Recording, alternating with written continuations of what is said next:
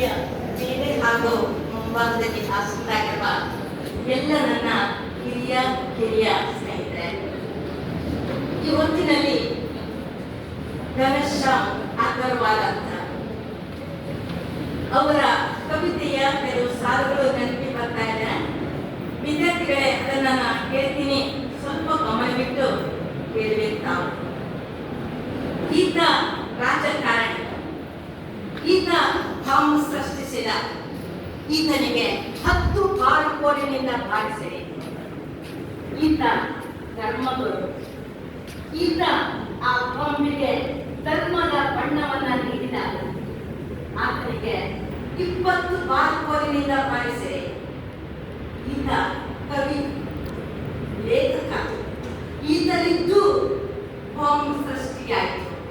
ಈತನಿಗೆ 100 ಬಾರುಕೋಲಿನಿಂದ ಬಾರಿಸಿದೆ. ವಿದ್ಯಾರ್ಥಿಗಳೇ, ಒಬ್ಬನಿಗೆ 10 ಬಾರುಕೋಲಿನಿಂದ, ಇನ್ನೊಬ್ಬರಿಗೆ 20 ಬಾರುಕೋಲಿನಿಂದ. ಆದರೆ ಕವಿ ಮತ್ತು ಸಾಹಿತಿಗೆ ಆತ ಬಾಂಬ್ ಸೃಷ್ಟಿಸಿದವನಲ್ಲ, ಅದಕ್ಕೆ ಧರ್ಮದ ಬಣ್ಣವನ್ನು ನೀಡಿದವನಲ್ಲ. ಆದರೆ ಆತನಿದ್ದು ಬಾಂಬ್ ಸೃಷ್ಟಿಯಾಯಿತು ಎನ್ನುವ ಕಾರಣಕ್ಕೆ 100 ಬಾರುಕೋಲಿನಿಂದ ಬಾರಿಸಿರಿ ಅಂತ ಹೇಳ್ತಾರೆ. ಯಾಕೆ ಎನ್ನುವುದನ್ನ ಸ್ವಲ್ಪ ಗಮನವಿಟ್ಟು ಯೋಚನೆ ಮಾಡಿ. ಈ ನಾಡಿನ ಅತ್ಯಂತ ಜವಾಬ್ದಾರಿಯುತವಾದಂತಹ ಸ್ಥಾನದಲ್ಲಿರುವವರು ನಾವು ಪ್ರತಿವಿ ರಾಜಕಾರಣಿಗಳು ಮತ್ತು ಸಾಮಾನ್ಯ ಮಠಾಧಿಕಾರಿಗಳು ಇರಬೇಕು. ಅವರು ಜವಾಬ್ದಾರಿಯುತವಾದಂತಹ ಸ್ಥಾನದಲ್ಲಿ, ಆದರೆ ಅವರಿಗಿಂತಲೂ ಕೂಡ ಮಹತ್ವದ ಜವಾಬ್ದಾರಿಯುತವಾದಂತಹ ಒಂದು ಸ್ಥಾನದಲ್ಲಿ ಒಬ್ಬ ಲೇಖಕ, ಸಾಹಿತಿ ಇರ್ತಾನೆ, ಇರಬೇಕು ಎನ್ನುವಂತ ಒಂದು ಸೂಚನೆ ನಿಮಗೆ ಸಿಗುತ್ತೆ. ವಿದ್ಯಾರ್ಥಿಗಳೇ, ನೀವು ಮೇಷ್ಟ್ರು ಪಾಠ ಮಾಡುವಾಗ ಕೇಳಿರ್ಬೋದು, ಬರವಣಿಗೆ ಎನ್ನುವುದು ಸೃಜನಶೀಲತೆ ಅಂತ ಹೇಳ್ತೀವಿ. ಸೃಜನಶೀಲತೆ ಎನ್ನುವುದು ಬರೀ ಶಕ್ತಿ ಮಾತ್ರ ಅಲ್ಲ, ಅದು ಪಟ್ಟಭದ್ರ ಹಿತಾಸಕ್ತಿಯನ್ನ ವಿರೋಧಿಸುವ, ಸಾಮಾಜಿಕವಾಗಿ ಅಥವಾ ಸಾಂಸ್ಕೃತಿಕವಾಗಿ ಬದುಕನ್ನ ಬದಲಿಸುವ, ಎಲ್ಲಕ್ಕೂ ಮಿಗಿಲಾಗಿ ನಮಗಾಗಿರುವಂತ ನೋವನ್ನ, ಅಪಮಾನಗಳನ್ನ ಮೀರುವಂತ ಒಂದು ಚೈತನ್ಯವನ್ನ ನೀಡುವಂತ ಒಬ್ಬ ಲೇಖಕ, ಸಾಹಿತಿ ತನ್ನ ಪಾಡಿಗೆ ತಾನು ಬರೀತಾ ಇರೋದಲ್ಲ, ಅಥವಾ ತನ್ನ ಸುತ್ತಮುತ್ತಲ ಏನಾದ್ರೂ ಘಟನೆಗಳಾಗ್ತಾ ಇದ್ರೆ ಅದು ತನ್ನ ಸಂಬಂಧವೇ ಇಲ್ಲ ಅನ್ನುವ ಹಾಗೆ ಯಾವುದೋ ಒಂದು ರೀತಿಯಲ್ಲಿ ಮನಸ್ಸಿಗೆ ಉಲ್ಲಾಸವನ್ನು ನೀಡ್ತೀನಿ ಮತ್ತೊಂದು ಅಂತ ಹೇಳ್ಕೊಂಡು ಬರೀತಾ ಇರೋದಲ್ಲ. ಆತನಿಗೆ ಒಂದು ಸಾಮಾಜಿಕ ಜವಾಬ್ದಾರಿ ಇರ್ತದೆ. ಮುಖ್ಯವಾಗಿ ತನ್ನ ಸುತ್ತ ಏನ್ ನಡೀತಾರೆ ಅಂತ ಎಲ್ಲ ಘಟನಾವಳಿಗಳನ್ನ ಎಚ್ಚರದಿಂದ ಕಾಣುವಂತ ಒಂದು ದೃಷ್ಟಿ ಆತನಿಗೆ ಬೇಕಾಗುತ್ತೆ. ಸಮಾಜದಲ್ಲಿ ಏನ್ ನಡೀತದೆ ಅನ್ನೋದಕ್ಕೆ ಜೊತೆಗೆ ಒಂದು ಆರೋಗ್ಯಪೂರ್ಣವಾದಂತಹ ಸಮಾಜವನ್ನ ಕಟ್ಟುವಲ್ಲಿ ತನ್ನ ಸಾಹಿತ್ಯ ಕೃತಿಗಳು ಏನನ್ನ ನಿರ್ದೇಶಿಸಬೇಕು ಎನ್ನುವ ಒಂದು ಅರಿವು, ಎಚ್ಚರ ಆತನಿಗೆ ಬೇಕು. ಬಹುಶಃ ನೀವು ಕನ್ನಡ ಸಾಹಿತ್ಯದ ಓದಿದವರು ಅನೇಕರು, ನಿಮ್ಗೆಲ್ಲರಿಗೂ ಗೊತ್ತಿದೆ ಕನ್ನಡದ ಆದಿಕವಿ ಯಾರು ವಿದ್ಯಾರ್ಥಿಗಳೇ? ಪಂಪ.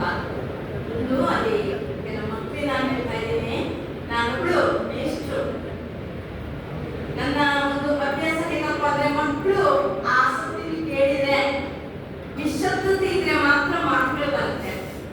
ಬಹುಶಃ ಇಲ್ಲದಿದ್ರೆ ಎಲ್ಲೋ ಒಂದು ಕಡೆ ಮಾತಾಡೋದಕ್ಕೆ ಕಷ್ಟ ಆಗ್ತದೆ.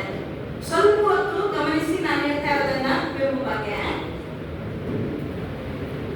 ಮನುಷ್ಯ ಜಾತಿ ತಾನು ಒಂದೇ ಬಲಮ್ಮ ಅಂತ ಹೇಳಿದ ಅಂತ ಹೇಳ್ಕೊಂಡು ಮತ್ತೆ ನೀವು ಓದಿದ್ರ, ಎಲ್ಲ ಅಸಮಾನತೆಯನ್ನ ದಾಟಿಬಿಟ್ಟು ಪಂಪ ಹೇಳಿರುವಂತ ಮನುಷ್ಯ ಜಾತಿ ಒಂದೇ ಬಲಂ ಎನ್ನುವ ನಿಲುವಿನ ಅಡಿಯಲ್ಲಿ ಸಾಹಿತ್ಯವನ್ನು ರೂಪಿಸಿದವರು ನಿಮಗೆಲ್ಲರಿಗೂ ಗೊತ್ತಿದೆ. ವಚನಕಾರರು 12ನೇ ಶತಮಾನದ ವಚನ ಸಾಹಿತ್ಯ ಇದೆಯಲ್ಲ ಮಕ್ಕಳೇ, ಇದು ಜಾತಿಯನ್ನ ಹಿನ್ನೆಲೆಗೆ ಸರಿಸಿ ವೃತ್ತಿಯನ್ನ ಮುನ್ನೆಲೆಗೆ ತಂದಿರುವಂತಹ ಒಂದು ಕಾಲ. ಎಲ್ಲ ಜಾತಿಯವರು ಗಂಡು ಹೆಣ್ಣು ಅನ್ನದೆ, ಅಥವಾ ಉಚ್ಚ ನೀಚ ಎನ್ನದೆ, ಶ್ರೇಷ್ಠ ಕನಿಷ್ಠ ಎನ್ನದೆ, ಸಾಮುದಾಯಿಕವಾಗಿ ಸಂಘಟಿತವಾಗಿ ಹೋರಾಟ ನಡೆಸಿರುವಂತಹ ಒಂದು ಕಾಲಘಟ್ಟ. ಎಷ್ಟು ಮಟ್ಟಿಗೆ ಅಂದ್ರೆ ನಿಮ್ಗೆ ಗೊತ್ತಿದೆ ಮಕ್ಕಳೇ, ಜಾತಿ ಅನ್ನೋದು ಬಂದಿರೋದು ವೃತ್ತಿಯಿಂದ. ಒಂದು ವಚನ ನಿಮ್ಗೆ ಗೊತ್ತಿರ್ಬೋದು, ಕಾಸಿ ಕಮ್ಮಾರನಾದ, ಬಿಸಿ ಮಡಿವಾಳನಾದ, ಹಾಸನಿಕ್ಕೆ ಸಾಲಿಗನಾದ, ವೇದವನ್ನ ಓದಿ ಹಾಡುವನಾದ,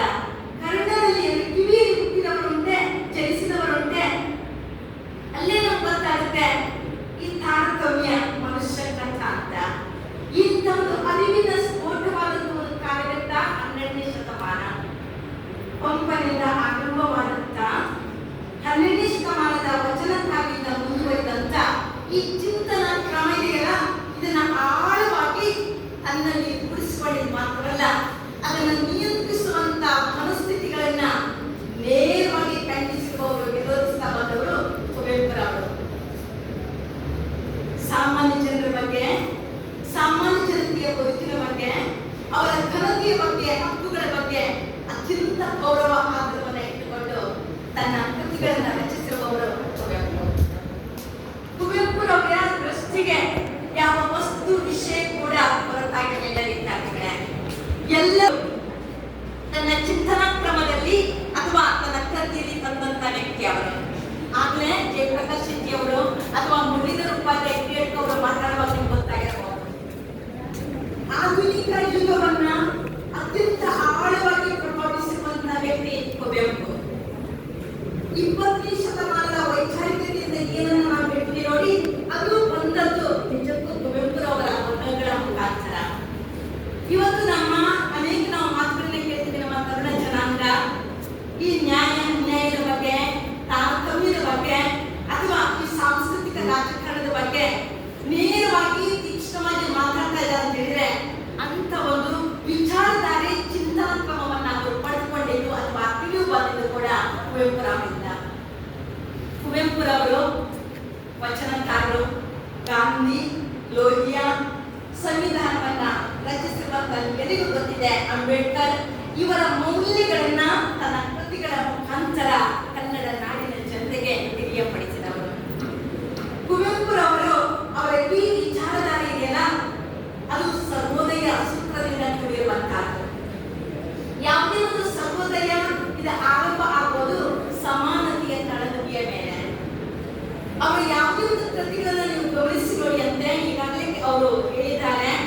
ಅಲ್ಲೆಲ್ಲ ನಾವು ಕಾಣೋದು ಸಾಮಾಜಿಕವಾದಂತ ಒಂದು ಎಚ್ಚರಿಕೆಯ ಪ್ರಜ್ಞೆಯನ್ನ. ಆಗ್ಲೇ ಹೇಳಿದ್ರು, ಅದು ಮನೆಗಳಲ್ಲಿ ಮದುಮಗಳಿರ್ಬೋದು, ಅವರ ನಾಟಕಗಳಿರ್ಬೋದು, ಕಥೆಗಳಿರ್ಬೋದು, ಇಲ್ಲೆಲ್ಲವೂ ಕೂಡ ಅವರದ್ದು ಶ್ರೀ ಸಾಮಾನ್ಯ ಅಂತ ಒಂದು ಪದವನ್ನು ಬಳಸ್ತಾರೆ ವಿದ್ಯಾರ್ಥಿಗಳೇ. ಇದೊಂದು ನಿರ್ದಿಷ್ಟ ಅರ್ಥದಲ್ಲಿ ಬರುತ್ತೆ.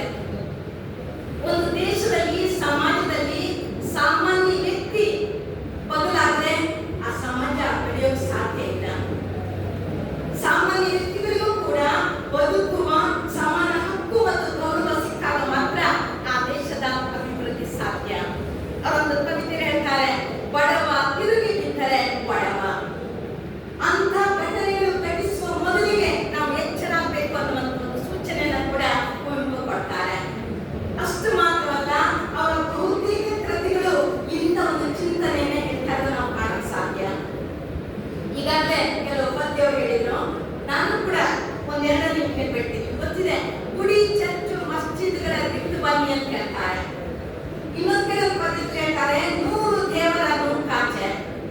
ಮತ್ತೊಂದು ಹೇಳ್ತಾರೆ, ದಾಸರನ್ನ ಪೂಜಿಸಿಯೇ ದಾಸ್ಯ ನಮಗುಂಟಾಯಿತು, ಹಾವಿಗೆ ಹಾಗೆರದದ್ದು ಸಾಕು. ಮಕ್ಕಳ ಮೇಲ್ನೋಟಕ್ಕೆ ನೋಡುವಾಗ ಕುವೆಂಪುರವರ ಈ ಒಂದೊಂದು ಕವಿತೆಗಳು ಕೂಡ ಎಲ್ಲೋ ಒಂದು ಕಡೆ ತುಂಬಾ ಹಾಸ್ಯ ಕಾಣುತ್ತೆ, ಬಹಳ ಕಟ್ಟುವಂತ ಕಾಣುತ್ತೆ. ಆದ್ರೆ ಸ್ವಲ್ಪ ನಾವು ಯೋಚನೆ ಮಾಡಿ ಗೊತ್ತಾಗುತ್ತೆ, ನಮ್ಮ ಅರಿವನ್ನ ಅಥವಾ ನಮ್ಮನ್ನ ಕಣ್ಣು ತೆರೆಸುವಂತ ಕೆಲಸವನ್ನ ಅವರ ಪದ ಮಾಡ್ತಾ ಇರುತ್ತೆ. ಒಂದ್ ಕಡೆ ಹೇಳ್ತಾರೆ, ಓರ್ವರ ಗರ್ಭದ ಕಾಲ ಮುಗಿಯಿತು ಅಂದ್ರೆ ಯಾರೋ ದುಡಿಯೋದು, ಇನ್ಯಾರೋ ಬಟ್ಟೆಯನ್ನ ಮಾಡಿಕೊಂಡು ಸಮೃದ್ಧಿಯಿಂದ ಬದುಕುವಂತ ಕಾಲ ಇದೆಯಲ್ಲ, ಅಂತ ಕಾಲ ಕೊನೆ ಅಂತ ಬಂತು ಅಂತ ಸೂಚನೆಯನ್ನು ಕೂಡ ಕೊಡ್ತಾರೆ. ಅದಕ್ಕೆ ಹೇಳ್ತಾರೆ, ಇನ್ನು ಬರೋದು ಓರ್ವರ ಗರ್ಭದ ಕಾಲ ಅಂತ ಸರ್ವೋದಯ ಸರ್ವರ ಕಾಲ ಅಂತ ಹೇಳ್ತಾರೆ. ಹೀಗೆ ಇರುವಂತ ಕುವೆಂಪು ನಿಮ್ಗೆ ಗೊತ್ತಿರ್ಬೋದು, ಮಠ ಮಾನ್ಯಗಳ ಹೆಸರಲ್ಲಿ, ದೇವರ ಹೆಸರಲ್ಲಿ, ಭಕ್ತಿ ಹೆಸರಲ್ಲಿ, ಪೂಜೆ ಹೆಸರಲ್ಲಿ ಆಗ್ತಿರುವಂತ ಧಾರ್ಮಿಕತೆಯನ್ನ, ಅಂಧಶ್ರದ್ಧೆಯನ್ನ ಅಥವಾ ವ್ಯಾಪಾರೀಕರಣವನ್ನ ನೇರವಾಗಿ ಖಂಡಿಸ್ತಾ ಹೋಗಿದ್ದಾರೆ. ಆಗ್ಲೇ ಹೇಳಿದ್ರು, ನೀವು ಗಮನಿಸಿರ್ಬೋದು, ಯಾವ ಕಾಲದ ಶಾಸ್ತ್ರ ಏನು ಹೇಳಿದ್ದಾರೆ, ಎದೆಯದಲ್ಲಿಗೂ ಮಿಗಿಲಾದ ಶಾಸ್ತ್ರ ಇರುತ್ತೇನೋ. ನಾವೆಲ್ಲರೂ ಕೂಡ ಎಲ್ಲಿ ಕೆಡ್ತಾ ಇದೀವಿ ಅಂತ ಹೇಳಿದ್ರೆ, ಯಾರೋ ಹೇಳಿದ್ರು, ಅವ್ರು ಹೇಳಿದ್ರು ಹೀಗೆ ಮಾಡಬೇಕು, ನಮ್ಮ ಹಿರಿಯರು ಹೇಳ್ತಾರೆ ಹೀಗೆ ಹೇಳಿದ್ರು, ಅಥವಾ ನಮ್ಮ ಮನೆಯಲ್ಲಿ ಕಟ್ಟುಕಟ್ಟಳೆ ಇದೆ, ನಮ್ಮ ಸಂಪ್ರದಾಯ ಹಾಗೆ. ಅದಕ್ಕೆ ಕುವೆಂಪು ಇದನ್ನ ನೇರವಾಗಿ ಖಂಡಿಸ್ತಾ ಹೋಗೋದನ್ನ ಕಾಣಕ್ಕೆ ಸಾಧ್ಯ. ಬಹುಶಃ ಅದನ್ನ ನಾವು ಕಾಣಬೇಕಾದ್ರೆ ಈಗಾಗಲೇ ನೀವು ಕೇಳಿದ್ರ ಅವರು ಬರೆದಿರುವಂತ ಜಲಾಧಾರ ನಾಟಕ. ವಿದ್ಯಾರ್ಥಿಗಳೇ,